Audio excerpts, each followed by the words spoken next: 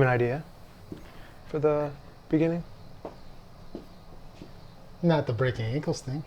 Yeah, you can say, this is Carl, I'm Vic, welcome to Breaking Ankles. It's kind of cool.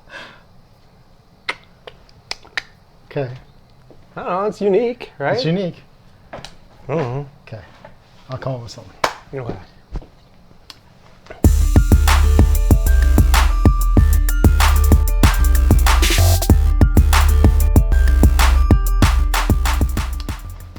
How's it going, everyone? Welcome back to Breaking Ankles. I am Carl. This is Vic. I'm Vic. And I think for this episode, I think we have the sound issues all resolved. No cicadas in the background. They're outside, though. They're outside, Yeah. but no cicadas. We got some new equipment, so hopefully the sound is much better, much more entertaining this time around. Carl sauteed all the cicadas already. So, for this episode, we are going to start talking about Jeremy Lin. Jeremy Lin made some headlines this week, how he said that he thought that free agency was really hard on him, and he thought that the NBA had kind of given up on him. Poor guy. So, making millions of dollars. I'm going to let you start on this because I got a rant. I feel so sorry I for the got guy. a rant on this. So, Yeah. Well, I might rant with you. okay. Yeah. So first of all, today Lance Stevenson just got signed in China Okay. for a 1-year contract Okay. for about $4 million. So you think about Lance Stevenson in comparison to Jeremy Lin, maybe even go back to Stephon Marbury. Yep. He went to China for how many years? Right.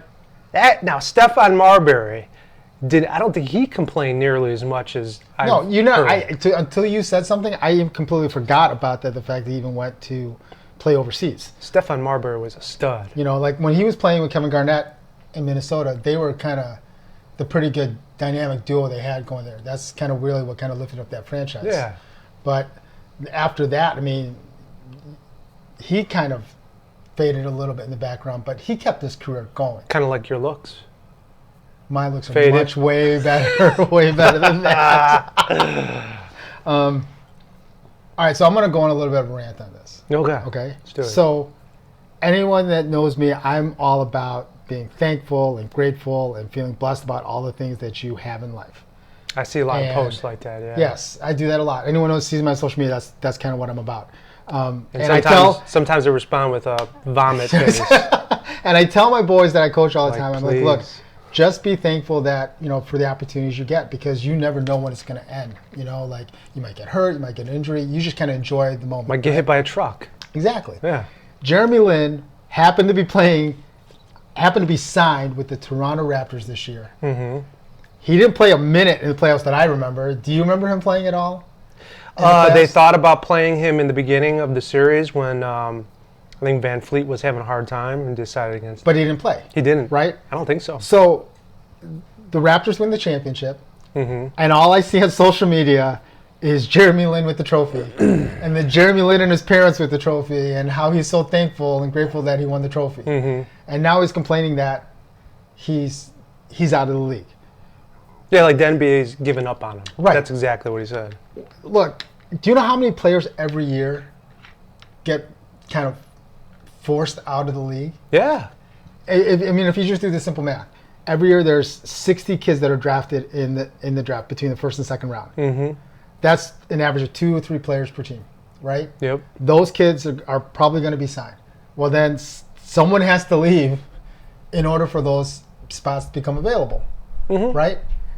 The dude just was on us. 2 years ago, he was starting for the Nets Right. and had a pretty darn good year. He played for He the just got Knicks. hurt. He played for the Knicks. He played for the Rockets. He played for the Nets. Mm-hmm. He played much more than most people ever see And he's 31. on a court. He still has a chance. Go play somewhere. Play somewhere. Right. And the thing is, he just sounds so ungrateful. Mm-hmm. Like... Well, you know what it reminds me of a little bit? Not exactly similar. So D. Rose, when he was on the Bulls. Yeah. Do you remember how he was saying he was looking out for his family? He had to feed his kids. Yeah. He's exactly. making millions of dollars, and he's worried about making I don't know, 20, 50 million. I don't know what it was, but it was like, come on, buddy. Yeah. There's a lot of people who would be lucky to earn, a tenth of what you make. So, like, I don't know if Jeremy topic. Lin's ever going to watch this podcast or not, right? But, like, to me, the guys that are staying in the league, like Corver and, and JJ Redick, those guys have long careers because they're good teammates. They don't complain. They show up to work. They work hard. They kind of stay in the background.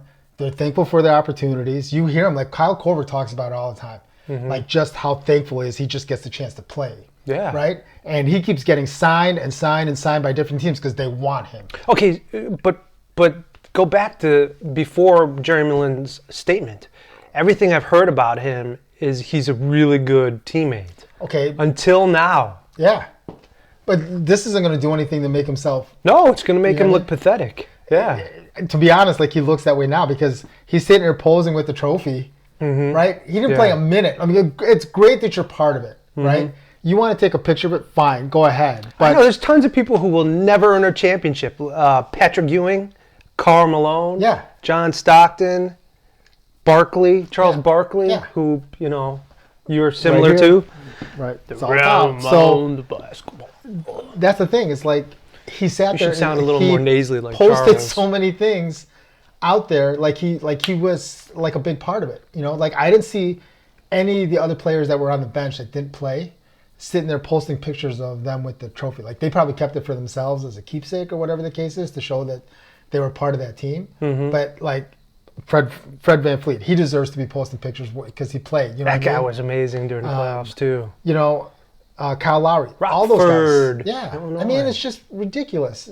So to me, I don't have any sympathy for Jeremy Lin because he just sounds so ungrateful and so like angry.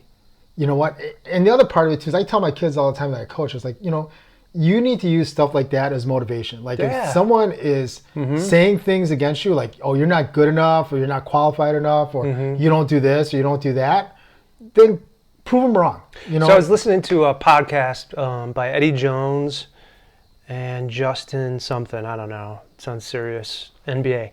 And Eddie Jones was just ripping him. He goes, you know what? Don't sit there and say that and whine.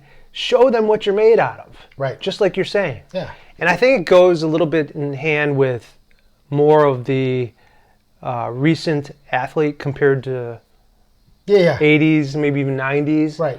They want instant gratification. And when they get these huge salaries, you think of people like Dwight Howard, who we've talked about it the last time, are they making too much money to where they feel like they don't need to put the work in? Right.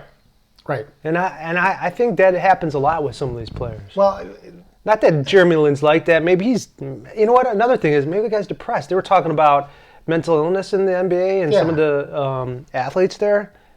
Who knows? Right. You don't never know what's inside someone's head. You know what I mean? So like that part. I'm point blank right here, buddy. So I would say that, look, just from the outward perspective, it doesn't look good. Like it literally looks like he's just really ungrateful. It's not a good look. Yeah. The optics aren't very good. Yeah. Well, and you know what? There's still a lot of good athletes out there that aren't signed right now. Yeah.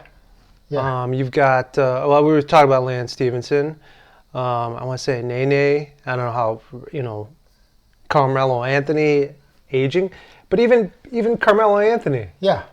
I mean, he's not complaining. And that guy was, how many years of an All-Star was he? Yeah. And he was Team USA. Team USA, Olympic basketball, national collegiate champion in Syracuse. Yeah. And you don't see him saying anything. So anyway, I know a lot of the boys that I used to coach in basketball watch this, and I'll say the same thing again like I do. It's like, look, just be thankful and grateful and feel blessed for the opportunities you have, and you'll appreciate things just that much more, and just kind of like just having that opportunity, Otherwise you stress out about it. You just don't perform well. And it's just not a good look. So it's just it doesn't help. That said volumes, by the way. Right. I know. Yeah. Well, Carl. Anyway, on to the next topic. So free agents that are left out there. I mean, is there really anybody left other than Carmelo. I mean, Nene. I mean, I can't think of anyone else. David Nwaba, did he get He didn't get picked up. up? No. I mean, that guy's a go-getter. Well, at least when he was on the Bulls. Even and then I think he got traded to the Nuggets or something. Yeah. He's a defensive kind of guy. Oh, Shumpert. Iman Shumpert. He's a Jack Smith side? I would totally want, if I was a coach, I would want Shumpert on my team. That guy is a defensive stopper. Is he a starter? No.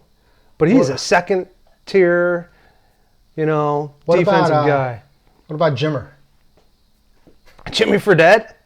I think he's happy playing in the G League or China. I don't get it. Did anyone see that? Like he played in the rookie league, like he was playing for the Warriors, like in the rookie league in Utah, and everyone was like, "Why is Jimmer?" Because he was lighting everybody up, like he couldn't miss. Like he's a guy that maybe hasn't been. I don't know if he's really been given a full chance or a fair chance.